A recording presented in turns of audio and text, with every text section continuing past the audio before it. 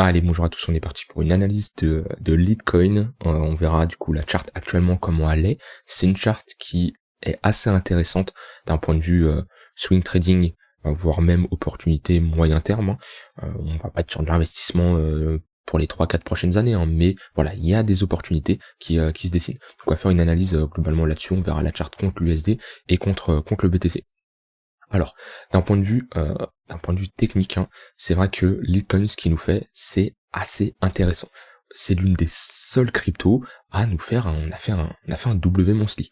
On a fait un W monthly, on a un W, voilà, il est magnifique, on fait un pullback sur la ligne de coup et on repart. Et c'est l'une des seules alt qui est aussi bullish. C'est-à-dire que là, on est revenu chercher une zone de demande, là on est vraiment sur un gros support. Si je mets par exemple, hop, notre poke, voilà, on a été chercher notre poke, notre point of control, là où il y a eu le plus de développement de prix lors du gros bear market qu'on a connu, c'est là où on a structuré un gros bottom long terme, on est revenu et on voit qu'on restructure quelque chose de bullish. Et c'est vraiment intéressant, c'est la seule alt que j'ai en tête qui nous fait une structure comme ça, vraiment. En plus, ce qui est intéressant, c'est moi alors c'est une halle que j'ai souvent critiquée, et même pour moi c'est pas pour l'investissement long terme, c'est pas très intéressant. Mais si on regarde Litecoin contre le BTC, donc depuis 2014, pour savoir qui surperforme qui, et ben globalement Litecoin est en bear market contre le BTC depuis 8-9 ans quoi. On voit que globalement sommet de plus en plus bas, creux de plus en plus bas. Alors oui, il y a des pumps, mais ça c'est pas une tendance, ça c'est juste un pump, on retrace un pump et on voit qu'on retrace toujours plus bas. On voit que globalement, de toute façon si je mets les tunnels Vegas, on voit que on part dans une tendance baissière. Mais sur du un peu plus court terme, on voyait que les creux, on maintenait pas les creux, et là pour la première fois depuis un très long moment, voilà, on est vraiment sur du très long terme là, on vient de faire un creux plus haut que le précédent.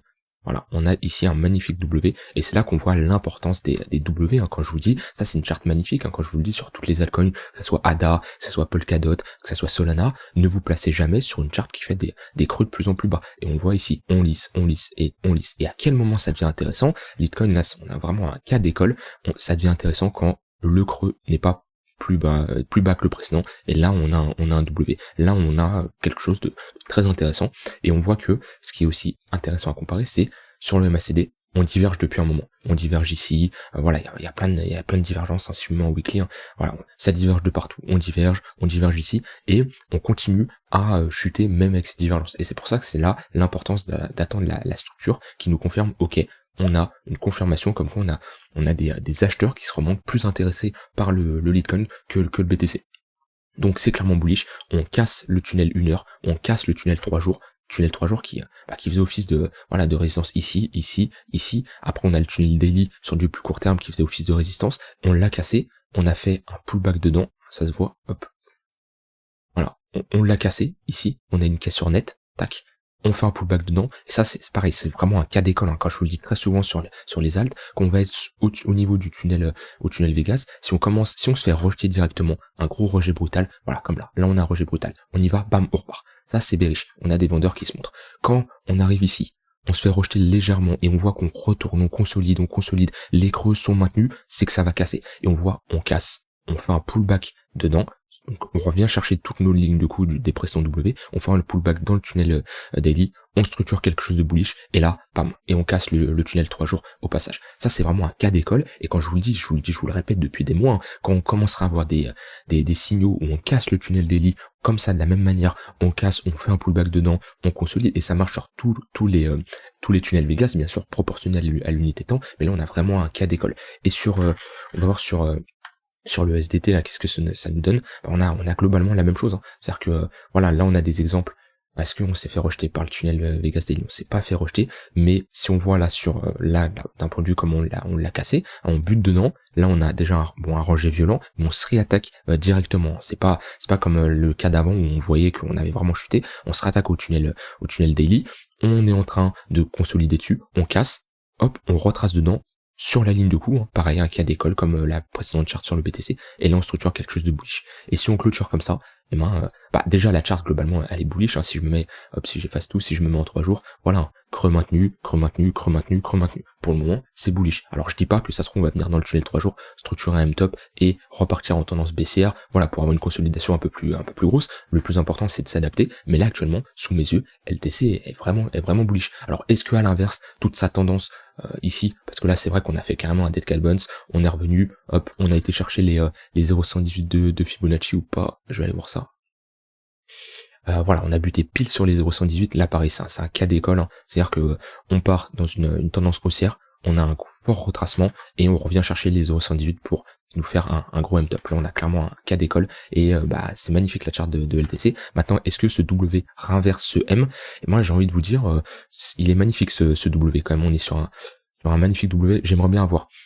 Voilà, si on a quelque chose comme ça, là je dirais qu'on a clairement pour de l'investissement long terme. Là, je parle vraiment d'investissement long terme sur la structure que je viens de dessiner là. Là, on aurait quelque chose d'intéressant. Maintenant, d'un point de vue fonda, quand je vois quand même la charte que LTC BTC, oui, c'est bullish, hein, sur du court moyen terme. Maintenant, pareil, hein, si je me mets sur du mensuel ou voilà, on est sur un potentiel quelque chose, mais c'est pas ça qui va inverser tout ça, hein. On aimerait voir, voilà, quelque chose comme ça. Là je vous dirais ok, pourquoi pas. Mais pour les swing traders, hein, parce que je peux dire qu'une alt n'est pas intéressante, c'est pas pour ça que je vais l'acheter, hein, sur du day trading ou swing trading, hein, pour faire juste du profit, hein. Mais là clairement c'est très intéressant ce qui se passe sur Litecoin. On casse le tunnel daily, on fait un pullback dessus, on va pouvoir s'attaquer au tunnel 3 jours, mais en tout cas ici la tendance est clairement bullish. Donc là pour les day traders, les swing traders, si vous êtes bullish en général, là si vous êtes bullish en général, et ben vous avez des opportunités sur LTC. Donc vous achetez tout simplement une tendance baissière. Si vous shortez le marché actuellement, vous jouez à contre-tendance,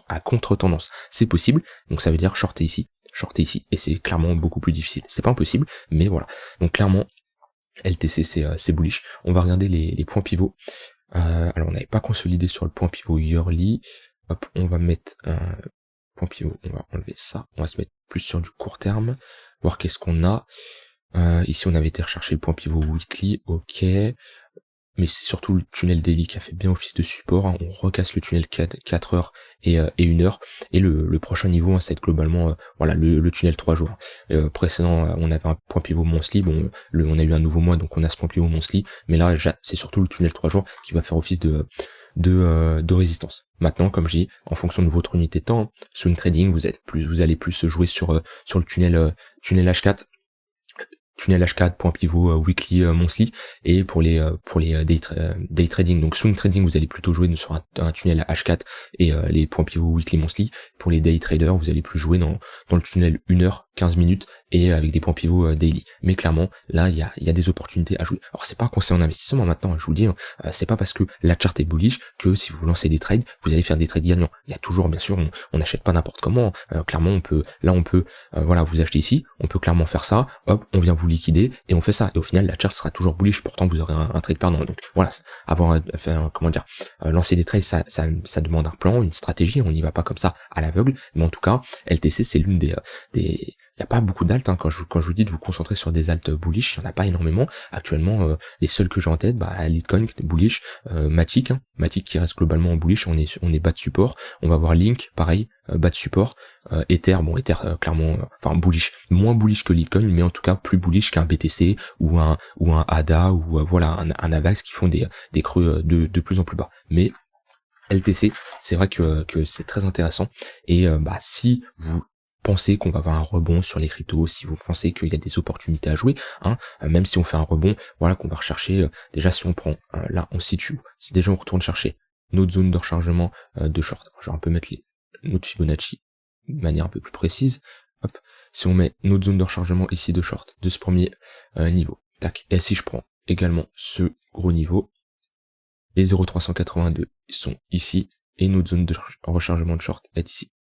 Déjà, si on retourne chercher nos zones de Fibonacci, à l'heure actuelle on est sur un plus 30%, on peut aller chercher un 80% au 0,382 de ce mouvement-là, et la zone de rechargement de short vraiment assez long terme, on serait sur un x2, x2,5 quoi. Donc ça reste clairement intéressant. Maintenant, comme je dis, attention de ne pas acheter n'importe comment, mais on a de quoi retracer. Je vous rappelle que une tendance baissière, c'est toujours des creux et des sommets de plus en plus bas, mais on a des rebonds. Comme ici, on voit qu'on a fortement chuté. Là, tout le monde a paniqué, on s'est dit on va aller plus bas. Non, une tendance baissière, on rebondit, on va chercher nos 0,118, hop, on rebondit, là on a des plus petits rebonds, c'est vrai que la tendance a été, il y a une forte pression vendeuse, mais rien ne nous empêche que là avec la structure, l'accumulation qu'on est en train de faire, d'avoir un retracement, pourquoi pas aller chercher les 0,118 de Fibonacci ici, pourquoi pas après retracer, hein, et faire, voilà, un peu comme on a fait là, c'est-à-dire que on a ici notre tendance baissière, hop, on voit qu'on fait des creux et des sommets de plus en plus bas, on accumule, W ici, on inverse la tendance, on retourne chercher voilà, je sais pas, hein, on va mettre des Fibonacci, mais hop, globalement,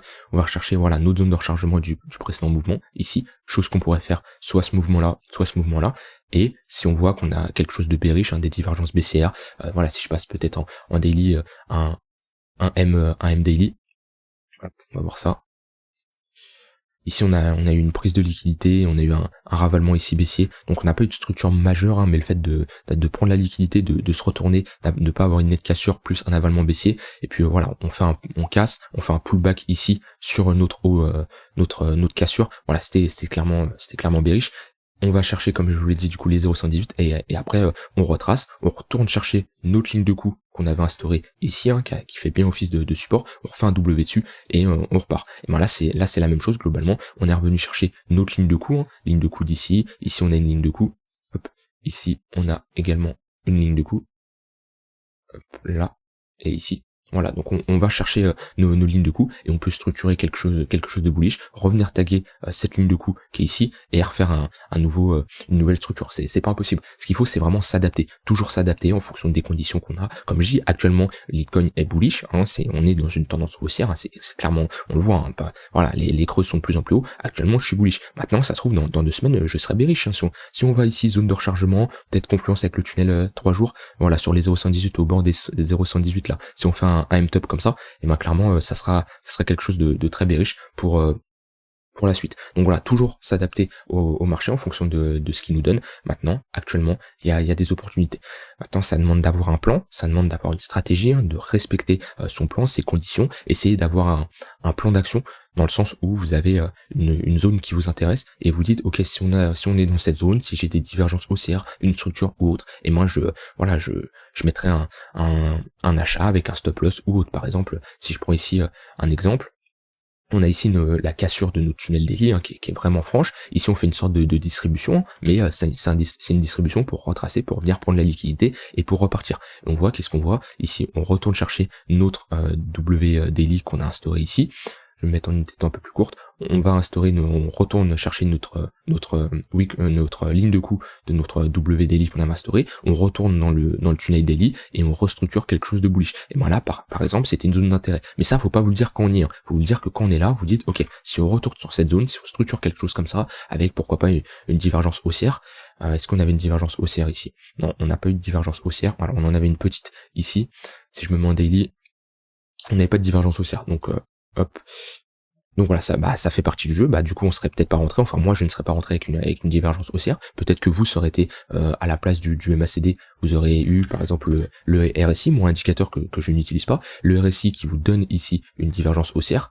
Hop. Moi, je n'utilise pas cet indicateur, pas parce qu'il est mauvais, hein, c'est juste que il y en a des centaines des indicateurs, on peut pas tous les utiliser, donc j'utilise ceux qui sont le plus pertinents pour moi. Ici, on avait une divergence haussière. Ensuite, on structure quelque chose de bullish. Et moi, là, il y avait pourquoi pas une entrée. C'est-à-dire, hop, on se place sur la cassure de la ligne de coup, ou alors qu'on revient retester la ligne de coup, stop loss soit sous le précédent creux, ou soit plus agressif sous le deuxième creux du W. Moi je l'aurais mis plus sur le premier creux, hein, et après on peut targeter 2 pour 1, voilà, le tunnel 3 jours, les 0,118 de Fibonacci de ce mouvement là. Après c'est libre à vous, mais le plus important c'est d'avoir un plan, un setup, une stratégie, et vous vous fiez, hein, c'est pas quand on est dessus, quand on est à ce niveau là que vous dites ok j'achète, hein, c'est à dire que là, si c'est actuellement, par exemple, vous devez avoir un plan. C'est-à-dire, vous dites, ok, si on revient chercher, par exemple, la ligne de coup de ce W là, qu'on fait quelque chose comme ça, avec une divergence haussière, qu'on structure quelque chose de bullish comme on a fait ici et ici, et ben là, je peux rentrer. Mais c'est pas quand on est là que vous dites, ok, j'achète. Toujours prévoir à l'avance, tracer vos zones, vos zones qui vous intéressent, tout simplement, des zones où si le marché y va, et ben vous allez vous intéresser, mettez des alertes, etc., etc. Voilà, j'ai terminé avec cette vidéo sur LTC1 qui, je pense, ça vous a appris pas mal de choses, hein, mais le plus important, retenez, c'est d'avoir un plan, une stratégie qui vous dit à quel moment vous allez vous intéresser et vos conditions d'entrée. Hein. N'achetez pas à l'aveugle comme ça, sinon c'est vos émotions qui vous font acheter, en général c'est perdant. Voilà, j'ai terminé avec cette vidéo, je vous rappelle que vous avez 40 € offerts sur la formation, voilà, pour vraiment se perfectionner en analyse technique, hein. C'est vraiment une formation complète, je continue à ajouter des leçons, il y a de très bons retours pour les premières personnes qui l'ont prise déjà il y a quelques mois. Donc voilà, profitez-en, je vais rajouter de nouveaux modules dans les prochains mois. C'est vraiment une formation complète qui peut vous faire gagner énormément de temps dans votre apprentissage. Voilà, j'ai terminé avec cette vidéo. N'hésitez pas à me dire ce que vous en avez pensé et on se retrouve demain pour une prochaine vidéo. Bye bye.